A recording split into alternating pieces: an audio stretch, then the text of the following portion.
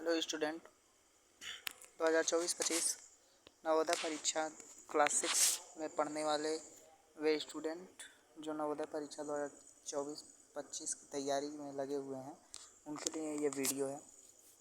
ये mathematics number system संख्या पद्धति का पार्ट 2 है। पार्ट 1 देखने के लिए आप हमारे चैनल पे पड़ा हुआ है, प्लेलिस्ट में होगा, या इसे हम डिस्क्रिप्शन बॉक्स में पार्ट 1 को डाल देंगे, आप लोग वहाँ से देख सकते हैं। ठीक है, तो चलिए बिना देर के वीडियो को शुरू करते हैं। कहाँ से नंबर सिस्टम को फर्स्ट पार्ट में हमने परिमेय संख्या तक देखा था, इस पार्ट में अपरिमेय संख्या से देखना है। ठीक है, तो चलिए वीडियो को शुरू करते हैं। देखिए, अपरिमेय संख्या क्या होता है, इसे थोड़ा जानने का प्रयास करेंगे। आप लोगों ने थोड़ा बहुत तो जाना ही होगा और पढ़ा ही होगा। क्या पढ़ा होगा, देखते हैं। अपरिमेय संख्या को इंग्लिश में बोलते हैं इररेशनल नंबर। क्या नंबर इररेशनल नंबर। ठीक है जी, इररेशनल नंबर, इसे हम लोग किसे अपरिमेय संख्या को बोल देते हैं। वैसे तो इररेशनल नंबर बोल ही देते हैं हम क्या बोल देते हैं, इररेशनल नंबर बोल देते हैं, कोई दिक्कत नहीं। अब कहते हैं किसे हैं, ये थोड़ा सा जान लेते हैं। ये बहुत ही महत्वपूर्ण बात है। जिन संख्याओं को P/Q के रूप में नहीं लिखा जा सकता और जिन्हें लिखा जा सकता है इस रूप में, उन्हें क्या कहते हैं, उन्हें परिमेय बोलते हैं, जो हमने पिछले वीडियो में देखा।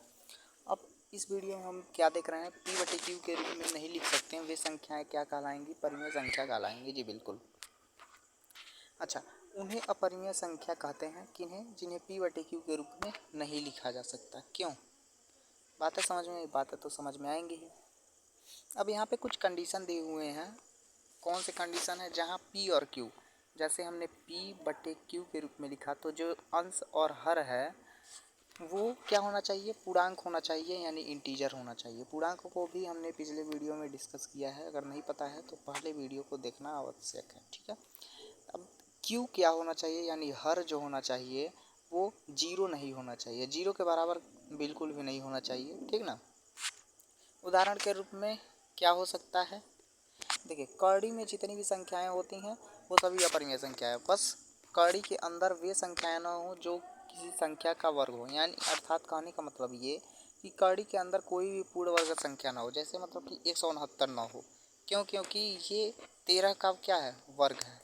कड़ी में 25 ना हो। क्यों? क्योंकि ये 5 का वर्ग है। कड़ी में क्या ना हो, कड़ी में आपका 225 ना हो। क्योंकि ये 15 का वर्ग है। बात समझ में आई कि वे संख्याएं न हों जो पूर्ण वर्ग हो। अगर ऐसा देखने को आपको मिलता है तो ये आपका परिमेय संख्या है। ठीक है, बातें तो समझ में आनी ही थी। और चलिए आगे बढ़ते हैं। आगे हमारा वास्तविक संख्या। कौन सी संख्या भाई, वास्तविक संख्या। वास्तविक संख्या में हमें क्या जानना है, चलिए देखते हैं। वास्तविक संख्या को हम लोग इंग्लिश में बोल देते हैं रियल नंबर। ठीक है, रियल नंबर को हम लोग वास्तविक संख्या हिंदी में बोल देते हैं ना।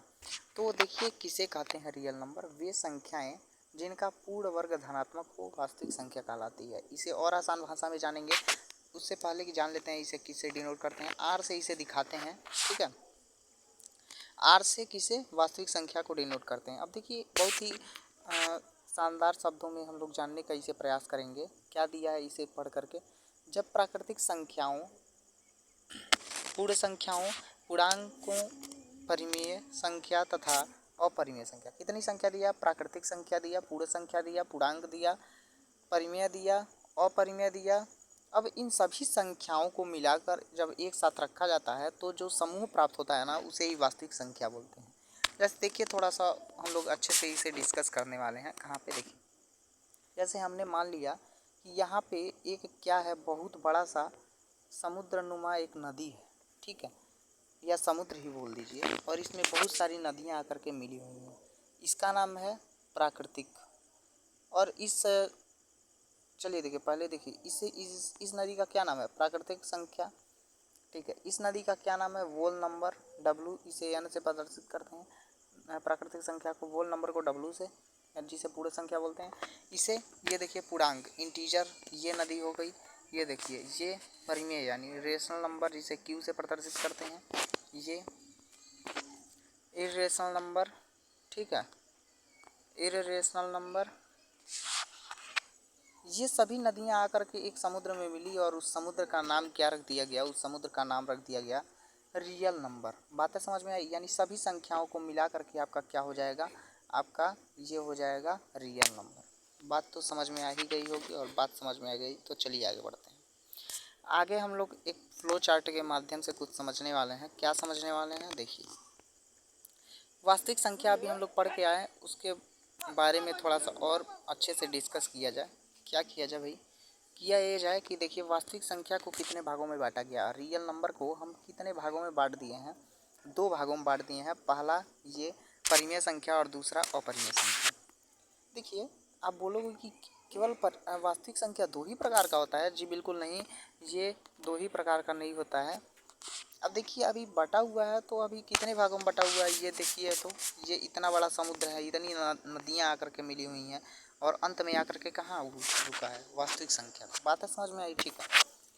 पहले तो इसे मुख्य दो भाग में बांटा गया, पहला परिमेय संख्या और दूसरा अपरिमेय संख्या। परिमेय संख्या में ये सभी चीज़ें आती हैं जो अंश और हर के रूप में यानी बटा के रूप में लिखा जा सकता है। आप बोलोगे ये -3 तो नहीं है, लेकिन आपको पता होना चाहिए कि कोई भी अगर संख्या है तो उसके नीचे हम लोग एक लगा सकते हैं, या एक छिपा हुआ होता है। जीरो के नीचे भी हम लोग एक लगा सकते हैं, ठीक ना। बातें समझ में आई? वो भी एक परिमेय संख्या है, ठीक। लेकिन अपरिमेय संख्या हमने आपको बताया था कि कड़ी के अंदर कोई भी पूर्ण वर्ग संख्या न हो तो वो अपरिमेय संख्या। देखिए अपरिमेय संख्या यहीं पर समाप्त हो जाता है, और समाप्त नहीं होता है, यहीं पे रोक देते हैं इसको, और परिमेय संख्या को आगे बढ़ा देते हैं। परिमेय संख्या फिर से दो भागों में बटा। जब दो भागों में इस बार बटा तो कौन कौन से पार्ट हुए उसके देखिए। पहला पूर्णांक हुआ, दूसरा अपूर्णांक हुआ। भैया अपूर्णांक आप बोलोगे कि हमने तो अभी पढ़ा ही नहीं, लेकिन देखिए क्या होगा। देखिए पूर्णांक संख्या हमने पढ़ा था क्या कि पूर्णांक में बटा के बारे में तनिक भी हम जिक्र नहीं किए थे, लेकिन जहाँ पे बटा आ जाएगा वो अपूर्णांक हो जाएगा, यानी पूर्णांक संख्या वो नहीं होगा, तब वो परिमेय संख्या होगा। लेकिन आप बोलोगे कि परिमेय संख्या में तब तो इसे रखना चाहिए, लेकिन परिमेय संख्या को हम ना बांटे हैं, तो इसमें क्या परिमेय संख्या कितने भागों में बांटा, दो भागों में, पूर्णांक और अपूर्णांक। पूर्णांक में कौन आया, जो बटे के रूप में नहीं है, अंश और हर के रूप में नहीं है, यानी कि पूरा पूरा है। जैसे मान लीजिए आपको हमें देना है, दो लोग हैं, वो एक केवल खाता है पूरा पूरा रोटी, और दूसरा खाता है जैसे मान लीजिए 2.5 रोटी खाता है, 3.5, यानी कि पूरा कभी भी नहीं खाता है, पूरा नहीं खाता है, ठीक ना। बातें समझ में आ रही हैं? कभी आधा खाएगा, कभी आधा में से आधा खाएगा, इस तरीके से। अगर 11 में आप 2 से भाग देते हैं तो क्या आएगा, 5.5, यानी 5.5, इस तरीके से बोला जाए। लेकिन यहाँ पे -2 -1 पूरा पूरा है कि नहीं, ठीक है। यह अब देखिए अपूर्णांक यहाँ पे समाप्त हो जाता है। पूर्णांक को फिर से हमने आगे बढ़ाया, तो ये अब कितने भागों में बटा, पूर्णांक फिर से दो भागों में बटा। कौन कौन से भाग बटे, देखिए। पहला ऋण पूर्णांक और दूसरा पूर्ण संख्या। पूर्णांक में जितने भी जीरो से छोटे हैं, यानी -1 से अनंत तक, वो ऋण पूर्णांक के अंतर्गत आएंगे, और जीरो से बड़े हैं जो भी, वो जीरो के आगे अनंत तक पूर्ण संख्या होगी। ये बात हमने पिछले क्लास में जानी थी, ठीक है। अब देखिए यहाँ पर ऋण पूर्णांक जो है वो यहीं पे समाप्त हो जाएगा, ये आगे नहीं बढ़ेगा। और लेकिन पूर्ण संख्या को हमने फिर से आगे बढ़ाया, और इसके भी दो भाग किए। दो भाग कौन कौन से हैं इसे देखिए तो ज़रा। ये पहला और दूसरा, देखिए पहला है जीरो, शून्य जिसे बोलते हैं हम, ठीक है। इसमें केवल एक ही है, शून्य, और दूसरा है प्राकृतिक संख्या। पूर्ण संख्या में से ये जीरो हटा दीजिए, जो कि एक शून्य है, और जीरो के बाद जितने भी बचते हैं वो प्राकृतिक संख्या है, ठीक है। बातें समझ में आई? तो ये वास्तविक संख्या का जो फ्लो चार्ट था, वो बातें आप लोगों की समझ में आ गई होंगी। और जब बातें समझ में आ गई तो चलिए बातों को और आगे बढ़ाने का प्रयास करते हैं। आगे आता है हमारा अभाज्य संख्या। क्या आया, अभाज्य संख्या। अभाज्य संख्या तो आएगा ही आएगा, ठीक है, और आना ही था इसको, ठीक है। अभाज्य संख्या पहले देखेंगे हम कि क्या होता है अभाज्य संख्या। देखिए अभाज्य संख्या इसे हम लोग इंग्लिश में बोल देते हैं प्राइम नंबर। Prime number. देखिए भाई अभाज्य संख्या क्या होता है इसे हम लोग थोड़ा जानने वाले हैं आज। अभाज्य संख्या ये क्या होता है, एक से बड़ी वे संख्याएं, मतलब कि एक को छोड़ करके, एक नहीं होगा, एक अभाज्य संख्या नहीं है। देखिए एक से बड़ी वे संख्याएं जो स्वयं तथा एक के अलावा किसी अन्य से विभाजित न हो, यानी कि वे संख्याएं जिनका केवल दो ही गुणनखंड हो, दो ही फैक्टर हो, वो संख्याएं अभाज्य संख्याएं कहलाती हैं। वे संख्याएं क्या कहलाती हैं, अभाज्य संख्याएं कहलाती हैं। और वो फैक्टर कौन कौन से होने चाहिए, पहला एक, एक से तो सभी संख्याएं कटती हैं, और दूसरा वो खुद संख्या जो अभाज्य संख्या होगी। जैसे मान लीजिए हमने एक संख्या क्या लिया, जैसे मान लीजिए हमने एक संख्या लिया 19। 19 किस किस संख्या से कटता है बाबू, तो 19 कटता है, आप बोलोगे एक से, एक से तो सभी संख्याएं कटती हैं, तो एक से एक कटेगा और दूसरा कटेगा 19 से जो कि खुद से कटेगा। इसका फैक्टर 2 है, तो यानी ये संख्या जो होगी 19 वो एक अभाज्य संख्या होगी। इसी तरह से उदाहरण में कुछ संख्याएं दी हुई हैं और आप लोग इस तरह से सोच करके बहुत सी संख्याएं लिख सकते हैं और बताएंगे कमेंट बॉक्स में कि कौन कौन सी संख्याएं आप सोच सकते हैं। ठीक है, चलिए आगे बढ़ते हैं। आगे कौन सी संख्या आगे हम है हमारी सह अभाज्य संख्या, जिसे हम लोग इंग्लिश में को प्राइम नंबर बोल देते हैं। ठीक है, को प्राइम नंबर यानी सह अभाज्य संख्या। सह अभाज्य संख्या, सह अभाज्य संख्या, यहाँ पे सह अभाज्य संख्या क्या होती है, किसे कहते हैं, ये थोड़ा जानने का हम लोग प्रयास करें। कि दो संख्याएं x और y सह अभाज्य संख्याएं होंगी कब, यदि उनकी HCF यानी मौसा जिसे बोलते हैं हम लोग महत्तम समापवर्तक का मान एक हो, एक के अलावा इनका कोई भी सार्वनिष्ठ यानी कि कॉमन फैक्टर नहीं होना चाहिए। ठीक है ना, जैसे 9 और 2, ये दो संख्या दो डिजिट है ना, दो संख्याएं बोल सकते हैं या दो डिजिट अंक। ठीक है, 9 और 2 हैं, तो इन दोनों का कॉमन जो HCF होगा वो एक होगा, तभी ये दोनों संख्याएं क्या होंगी, सहअभाज्य संख्या होंगी। पहला कंडीशन तो ये है कि सहअभाज्य संख्या में लिखने के लिए दो संख्याओं का होना आवश्यक है। अब ये तो मेन प्रॉपर्टी हो गया, प्रॉपर्टी नहीं हो गया, ये मेन कंडीशन हो गया। अब प्रॉपर्टी क्या है होने के लिए कि उन दोनों संख्याओं का HCF जो होगा वो एक होना चाहिए, तभी वो सहअभाज्य संख्या कहलाएगा। जैसे देखिए 9 और 2 का हम लोग HCF निकालें तो जैसे मान लीजिए 9 का 3 से काटिएगा पहले तो 3 आएगा, 3 से 1 आ जाएगा। ठीक, फिर 2 को काटिएगा, 2 से कट जाएगा एक बार में, दोनों में एक एक आया कि नहीं, कॉमन फैक्टर एक, यानी ये जो संख्या होगी, ये जो दोनों संख्याओं का जोड़ा होगा वो एक सहअभाज्य संख्या। इसी तरह से ये सभी उदाहरण दिए हुए हैं, आप अपने मर्जी से सोच करके बताइएगा हमें। ठीक है, चलिए आगे बढ़ते हैं हम लोग। अब देखिए अभाज्य युग्म, अभाज्य युग्म क्या होता है भैया, ये आप लोग सोच रहे होंगे, अभी कुछ थोड़ी देर में पता चलने वाला है। क्या पता चलेगा, वो आप सबको अभी पता चल जाएगा। ठीक है, अभाज्य युग्म क्या होता है, जिसे हम लोग इंग्लिश में बोलते हैं ट्विन प्राइम नंबर। ट्विन मतलब होता है जोड़ा, ट्विन प्राइम प्राइम नंबर। ठीक है जी, बातें समझ में आई, बातें तो समझ में आनी ही थी। चलिए आगे बढ़ते हैं बातों को। किन्हीं दो अभाज्य संख्याओं के बीच का अंतर यदि 2 हो तो उन संख्याओं के युग्म को अभाज्य युग्म कहते हैं। जैसे देखिए कोई दो अभाज्य संख्या हो, संख्याएं क्या होनी चाहिए, अभाज्य संख्या, और कितनी अभाज्य संख्या होनी चाहिए, 2। कंडीशन एक और है कि उन दोनों संख्याओं के बीच का अंतर जो है, यानी दोनों संख्याओं को आपस में घटाया जाए तो अंतर कितना है, 2 आए। ठीक है, और उनका भी HCF कितना, एक ही होना चाहिए। तो दोनों अभाज्य होंगी तो स्वाभाविक सी बात है कि वो दोनों का HCF एक ही होगा। जैसे मान लीजिए 3 और 5 है, 3 और 5 है, 3 और 5 दोनों ही अभाज्य संख्याएं हैं। ठीक है, अब दोनों का अंतर पहले देखते हैं 2 आता है कि नहीं। तो देखिए वो 5, ये तो आपको पता ही होगा, बड़े में से छोटे को घटाया जाता है।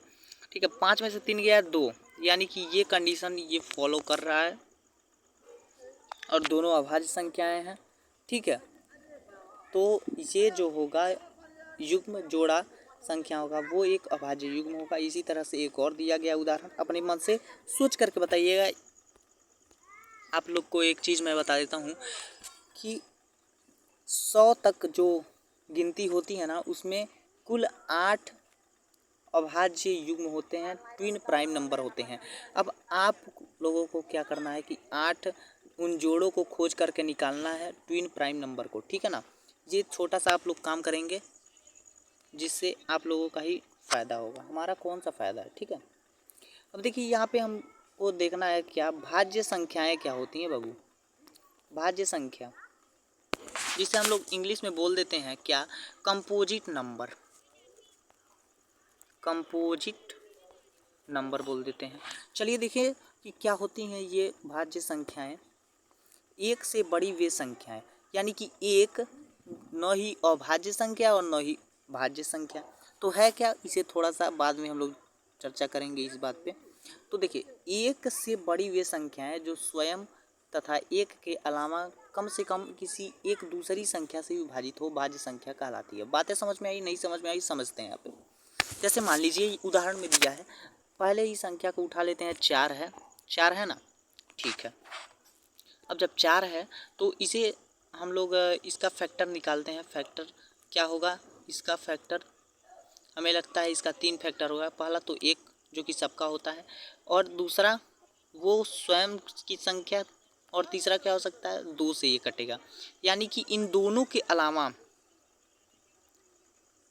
कम से कम एक और किसी संख्या से क्या हो, कटे वो संख्या, तो वो संख्या क्या कहलाएगी, भाज्य संख्या कहलाएगी, ठीक है। कौन सी संख्या, जो 2 से अधिक, वे संख्याएं जिनके 2 से अधिक गुणनखंड हो ना, वो संख्याएं क्या कहलाती हैं बाबू, भाज्य संख्या कहलाती हैं। जैसे एक और उदाहरण आपको दे देते हैं, जैसे 16 को ले लीजिए आप। 16 का आप फैक्टर निकालेंगे तो कितने फैक्टर आएंगे, आप कहोगे कि देखते हैं। पहला 1, दूसरा 16 वही खुद संख्या, तीसरा 2, अगला 4, अगला 8, ठीक है, 5 हो गए। 5 हो गए कि नहीं, हो गए।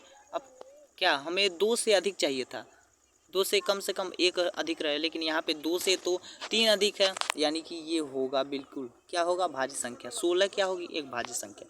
बातें समझ में आई तो चलिए आगे बढ़ाते हैं। और बात को आगे बढ़ाते हुए चलिए, ये सभी चीज़ें यहाँ तक ख़त्म हुई। अब थोड़ा सा रोमन लिपि की संख्याओं के बारे में चर्चा कर लेते हैं, क्या होती हैं रोमन संख्याएं, ठीक है। उसको थोड़ा सा जानने का प्रयास करते हैं। आशा करते हैं कि ये 4 और 5 में आप लोगों ने पढ़ा होगा, ठीक है। पढ़े तो होंगे, पढ़ करके आए होंगे, लेकिन हो सकता है भूल गया हो या कुछ बच्चों को याद हो तो बताइएगा।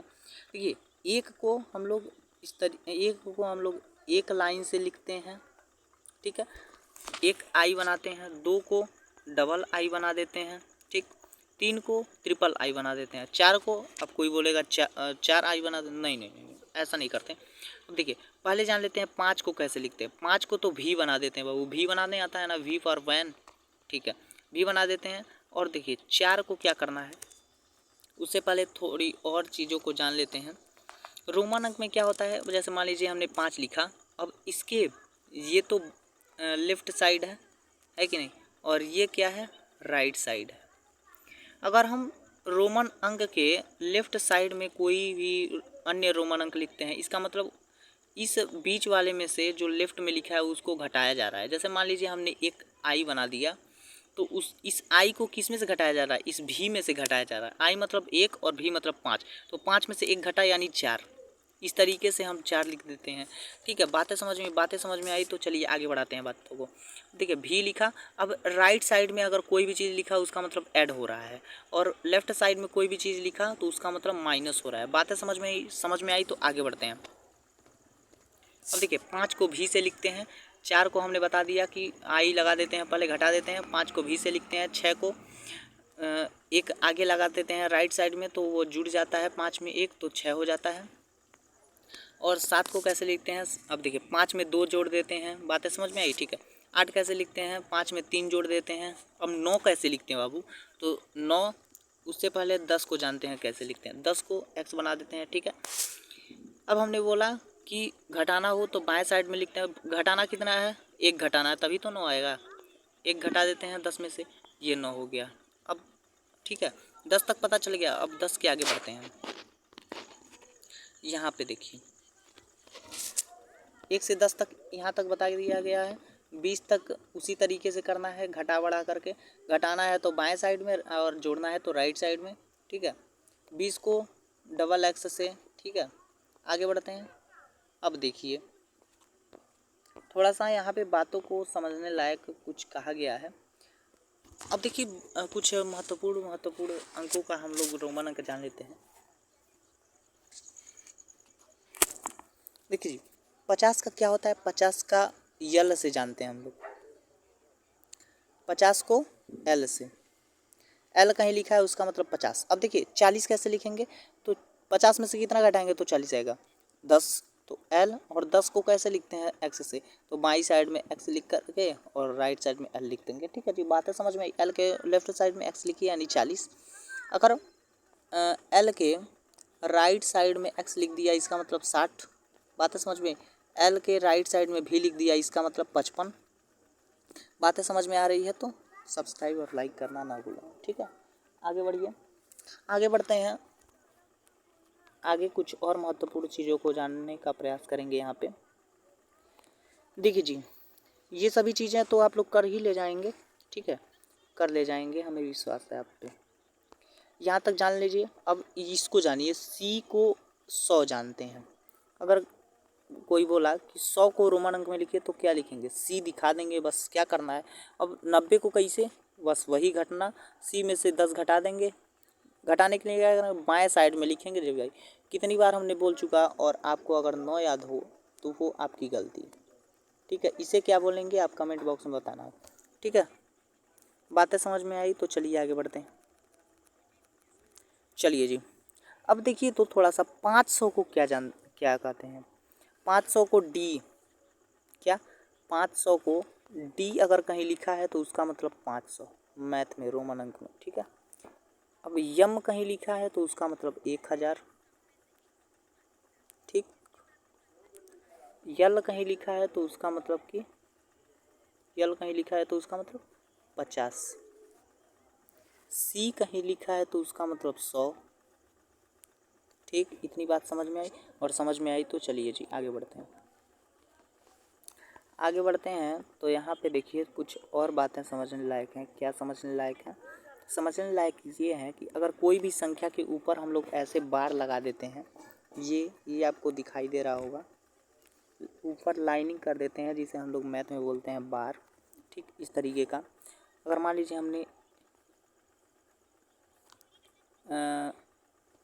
रुक जाइए, अगर मान लीजिए हमने x के ऊपर बार लगा दिया तो x मतलब क्या होता है बाबू, x मतलब होता है 10। इसको लिख लेंगे। अब बार का मतलब यहाँ पे ये होता है 3 जीरो बढ़ा दीजिए, ऐसे कॉमा लगा करके 3 जीरो आप बढ़ा दीजिए, बस हो गया। तो क्या हो गया, 10,000 हो गया, ठीक है। यानी कि 1000 गुना बढ़ जाएगा। सी पे आपने बार लगा दिया तो पहले तो सी का मतलब आप लिखिए 100, फिर कॉमा लगाइए और बार का मतलब 3 जीरो, 5 जीरो यानी कि 1,00,000 हो गया। ये बातें समझ में। इसी तरीके से हम आप लोग करते रहिएगा, ये सभी चीज़ें आप लोग देख लीजिएगा, ठीक है। चलिए आगे बढ़ते हैं। आगे कैसे बढ़ते हैं, आगे क्या है, आगे रोमन पद्धति के बारे में थोड़ा सा और चर्चा की गई है, ठीक है जी। तो रोमन अंक के बारे में तो हमने आपको बहुत कुछ बता दिया है, और जब बता दिया है तो चलिए आगे बढ़ते हैं। इसको छोड़िए, हटाइए, इसको कोई फ़ायदा नहीं है, जो हमने बताया वही चीज़ है। यहाँ पे कुछ महत्वपूर्ण चीज़ें आ रही हैं, उसे थोड़ा देखते चलते हैं। क्या है, जोड़ के लिए कुछ शॉर्टकट विधियाँ हैं जो परीक्षाओं में अक्सर करके यहाँ से सवाल पूछे जाते हैं। देखिए यहाँ पे जोड़ करने के लिए कुछ शॉर्टकट विधियाँ, ट्रिक दिए गए हैं, उसको थोड़ा सा जानने के यहाँ पे प्रयास करेंगे। ट्रिक है और इससे यहाँ पे सवाल बहुत सारे पूछे जाते हैं। देखिए क्या दिया है, लगातार या न तक की प्राकृतिक संख्याओं का जोड़ करना है तो कैसा ट्रिक है, n ब्रैकेट में n+1 बटे का 2, ठीक है। ये ट्रिक आप अपना करके जोड़ सकते हैं। कैसे अपनाएंगे, उदाहरण के माध्यम से समझाने का प्रयास करेंगे। जैसे दिया है क्या कि 1 से 10 तक के, 1 से 10 तक के, यानी कि n जो होगा वो हमारा लास्ट नंबर होगा। लास्ट नंबर क्या है हमारा 10 है, ठीक है। n को हम n बराबर देखिए यहाँ पे लिया गया है 10, ठीक। अब जब बातें समझ में आई तो और नीचे आते हैं यहाँ पे।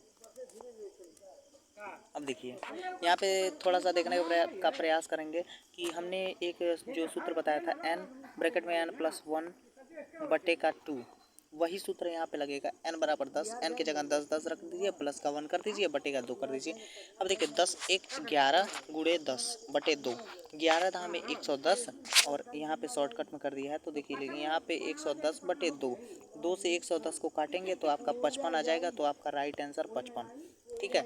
यानी इन सबको आप लोग जोड़ करके देख लीजिए, 55 ही आंसर आने वाला है, ठीक है। बातें समझ में आई तो चलिए आगे बढ़ते हैं, कुछ और ट्रिक को जानने का प्रयास करते हैं। ट्रिक ये है, ट्रिक क्या है भाई, ट्रिक तो ये है, ट्रिक ये है ना क्या, ट्रिक लगातार n तक के प्राकृतिक संख्याओं के वर्गों का योग। देखिए वर्गों का योग मतलब कि उदाहरण में आप लोग को दिखा देते हैं, इस तरीके का दिया गया है, ठीक है।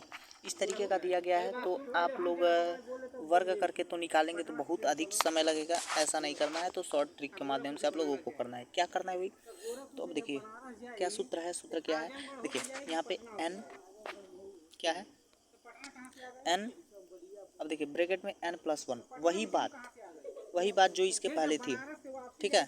अब देखिए इसमें क्या जोड़ना है, 2 ब्रैकेट में 2n+1 बटे का 6, जहाँ पे 2 हुआ करता था वहाँ पे 6 कर देंगे और यहाँ पे थोड़ा सा जोड़ने का प्रयास करेंगे। ये सूत्र है आपका अगर वर्ग के रूप में है प्राकृतिक संख्या तो, ठीक है। चलिए उदाहरण के माध्यम से समझने का प्रयास करेंगे कैसे आंसर को लाना है। और आंसर को इस तरीके से लाना है ना, किस तरीके से, देखिए यहाँ पे ये इस तरीके से क्वेश्चन दिया रहेगा। n को हम लोग मान लेंगे 10, हमने बताया था कि जो लास्ट में दिया रहेगा उसी को हम लोग n मान लेते हैं। n बराबर 10 यहाँ पे माना है, आप लोग देख सकते हैं यहाँ पे। और सूत्र हमारा था क्या भाई, n+1, ब्रैकेट के पहले भी n था, ठीक है। ब्रैकेट में 2n+1 और बटे का 6, इसी के रूप में हमने यहाँ पे रख दिया। n के जगह 10 10 रख दीजिए ना भाई, क्या दिक्कत है। तो 10 n के जगह 10 रख दिया हमने, फिर n के जगह 10 रख दिया, फिर 1 के जगह 1 रख दिया, फिर 2 के जगह 2 और n के जगह 10 रख दिया, प्लस का 1 कर दिया, बटे का 6 कर दिया। अब देखिए 10 और 1 11 हो गया, देखिए यहाँ पे 11 किया है ना और 10 को वहीं पर रहने दिया है।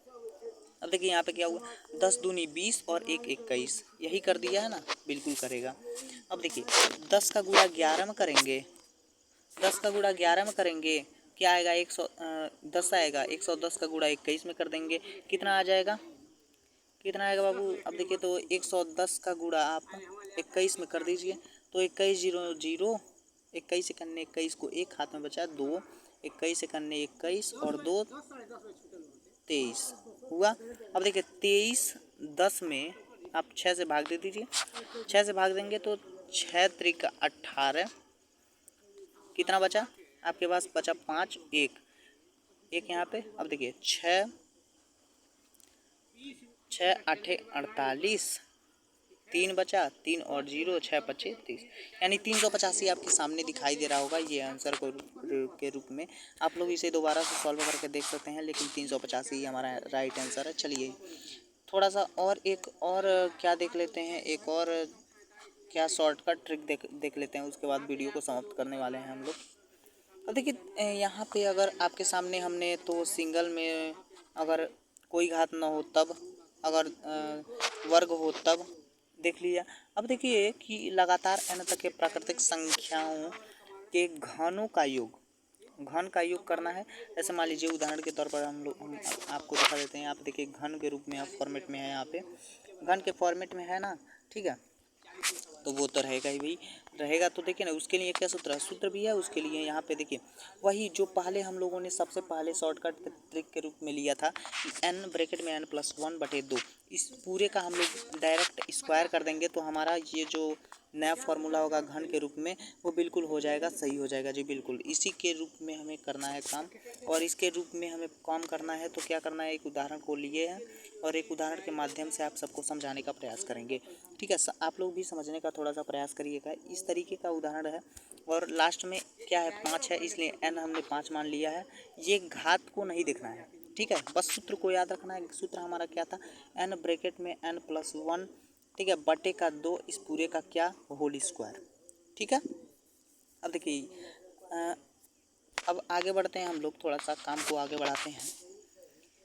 इस सूत्र में हमने भर दिया 5, n की जगह 5, क्यों, क्योंकि यहाँ पे n जो दिया है वो 5 दिया है, फिर n की जगह 5 और 1 की जगह 1 2 और पूरे का स्क्वायर क्या कर देते हैं, 5 1 6, 6 यहाँ पे लिखा है और 5 वही करके नीचे लिख देते हैं। फिर क्या कर देते हैं, 5 6 के 30।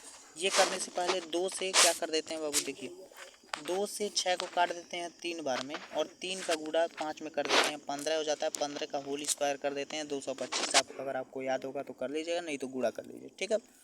बातें समझ में आ गई होंगी, और बातें जब समझ में आ गई तो चलिए आज का ये जो वीडियो है वो समाप्त होता है यहीं पे, और मिलते हैं अपने अगले वीडियो के साथ अगले पार्ट में। और उसमें क्या करेंगे, हम लोग ढेर सारे क्वेश्चन को सॉल्व करेंगे जी, ठीक है ना। बातें समझ में आई। और जब ढेर सारे सारे क्वेश्चन को सॉल्व किया जाएगा तो बहुत ही मज़ा आएगा उस वीडियो में। क्यों, मज़ा तो आएगा ही ना, बिल्कुल मज़ा आएगा। और जब मज़ा आएगा तो कोई बात ही नहीं है फिर। चलिए इस वीडियो को यहीं पर समाप्त करते हैं। अच्छा लगा हो तो सब्सक्राइब, लाइक, और जो नहीं समझ में आया है उसे कमेंट करिएगा, अगले वीडियो में समझाने का प्रयास किया जाएगा, ठीक है। धन्यवाद।